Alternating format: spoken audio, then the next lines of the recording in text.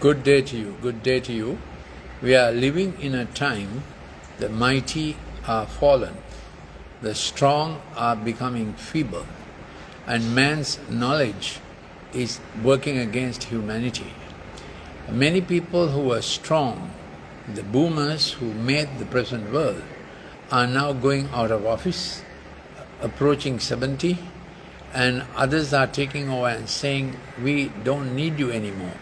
Your style is not our style.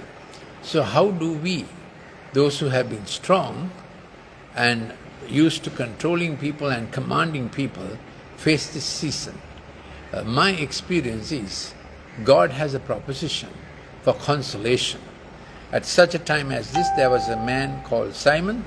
He was in his golden sunset years, and it is said of him, there was a man whose name was Simon. This man was righteous and devout, waiting for the consolation. So this consolation is a nice word. It means when our strength fails, God is waiting on the wings to give us His consolation, His way of doing things. How are you feeling these days? And the whole world is going through a weakness. Science has weakened, immunity has weakened, and nations are feeling weak. There are those who are making nations weak, and formerly powerful people are feeling weak. Economies are weakened. And in this time, powerful people may be agreeable for consolation. And I want to introduce you to consolation, the siblings of consolation. One sibling of consolation is the wisdom of humility. When we are no more strong, we learn to be humble, listen to others, take it from others, and it's a time of silence becoming wisdom. Because when we allow silence, we hear better our own thoughts. We hear our good shepherd better because he said, my sheep hear my voice.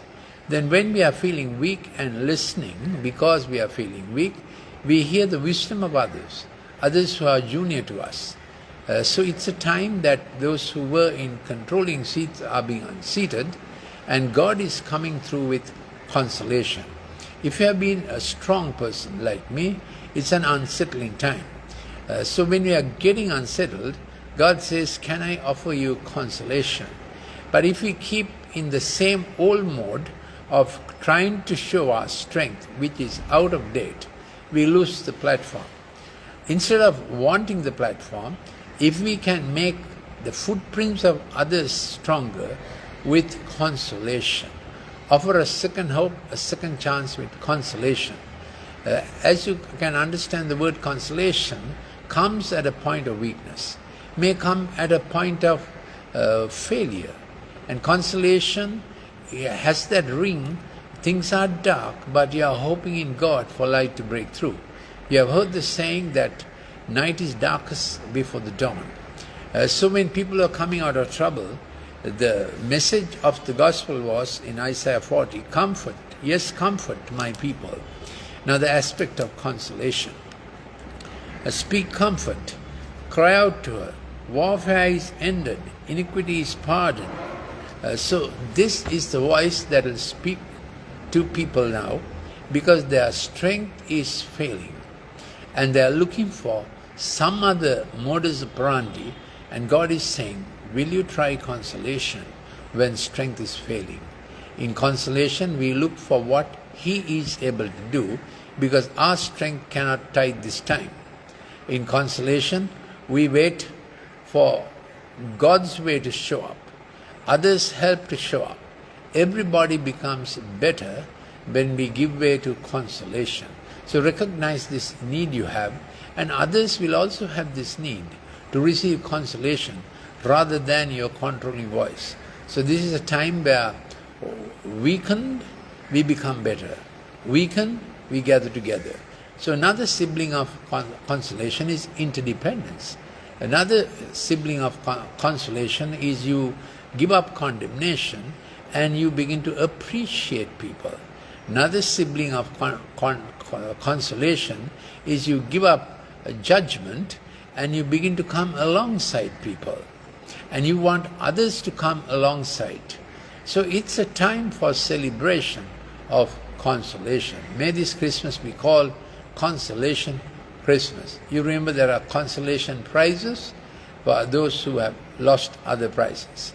But don't put consolation into second grade or third grade, or last resort. Begin to operate in consolation as your first resort, where God comes through, God works through consolation. He leaves none outside. He brings everybody in. And in the Christmas message, when the Christ story came, Simon was very old, but God included him. Shepherds were really the most despised vocation at that time. They were used to robbery and what kind of thing. But Christ's story included them. Then there were the religious, like Elizabeth and Zacharias. God included them. And there were very young people like Mary and Joseph. God included them. And then there was the rich and the ruling, and the powerful and the famous, the wise men. God included them.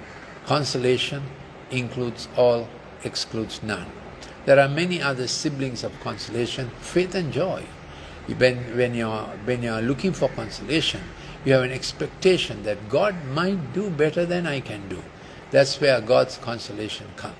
Shall we say together, God might do better than I can do. So it's a season of consolation. Don't go to despair. Don't go to frustration.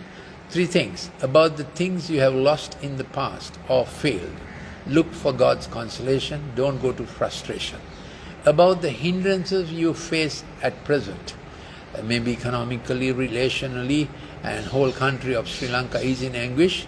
About the hindrances, don't move into anger. Move into consolation. And about the mishaps that seems to overtake you, unpleasant surprises. You expected it to come through. It didn't at the last moment. God still has consolation. So may it be a time of greeting each other with consolation. Thank you for listening.